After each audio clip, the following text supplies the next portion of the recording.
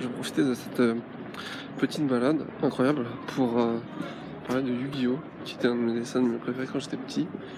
Que pourtant je voyais pas de ouf, parce que je regarde pas de ouf des dessins animés. J'avais une vie plutôt mouvementée, comme maintenant, mais d'une manière différente. Et du coup, Yu-Gi-Oh! C'était un truc qui m'avait vraiment marqué. Et après, j'ai revu, j'ai pris tous les tomes en mode chaque tome à 2 balles, petit à petit. Et du coup, maintenant j'ai tous les tomes de Yu-Gi-Oh! À partir du 8, parce qu'en dessous, en dessous du 8, c'est pas des jeux de cartes, c'est mon badass. Mais l'animé était comme ça vraiment badass.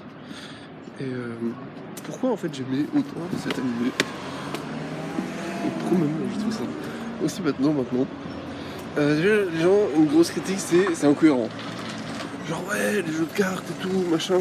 Moi ce qui me fout dans les Yu-Gi-Oh! C'est quand les incohérences, elles sont par rapport au modèle établi en fait du Yu-Gi-Oh!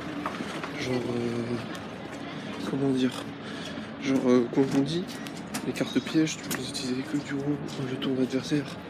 Et pas les cartes magiques, les cartes magiques tu peux les utiliser que durant ton tour au départ, parce qu'après il y a eu plein d'updates.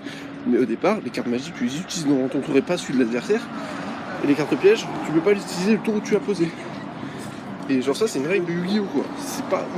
C'est pas une règle et tout. Donc c'est pas une règle des gens que les gens ont dit ouais les règles de la logique. C'est une règle dans Yu-Gi-Oh! Qui sont fixées eux-mêmes, tu vois. Donc déjà, l'anime il respecte pas les règles du jeu.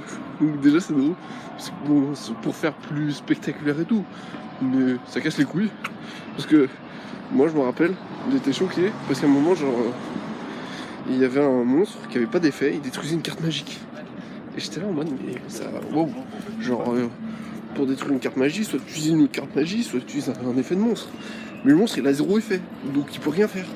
Et après ces bâtards, parce qu'ils sont chauds, ils ont fait une carte magie qui permettait de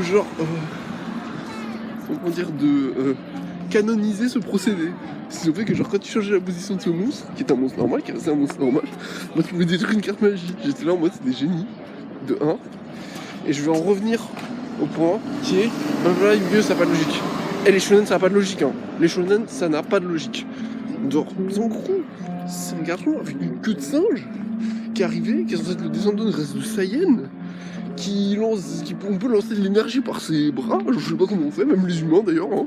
Genre si tu veux, tu peux commencer à te préparer pour faire des kamehameha, tout ça, logique.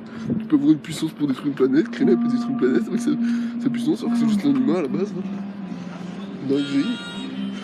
Tu peux te dédoubler, tu peux voler, tu peux te téléporter. Mais logique, hein. Visiblement, il y a que Yu-Gi-Oh! Qui est logique. Et surtout, c'est cliché. Wesh, tout est cliché dans les shonen. Manga, vraiment, les shonen, c'est cliché. C'est limite facho, hein. C'est que des mecs musclés, des meufs, on va dire après, ils sont en mode. Au final, c'est le tour en amitié avec un seul mec qui va faire le dictateur en mode c'est moi qui décide ce qui est bien ou pas, genre Naruto, tu vois. N'importe quoi. Bref, là, c'est un peu le bordel. Je continuerai ça ensuite. Mais c'était déjà 2-3 points sur les bases de Yu-Gi-Oh! Et franchement, allez voir le manga parce qu'il est lourd. Et le manga et l'anime, comme vous voulez. Ou jeu de cartes. Mais tout est lourd. Trop fou dans Yu-Gi-Oh! Bref, à plus.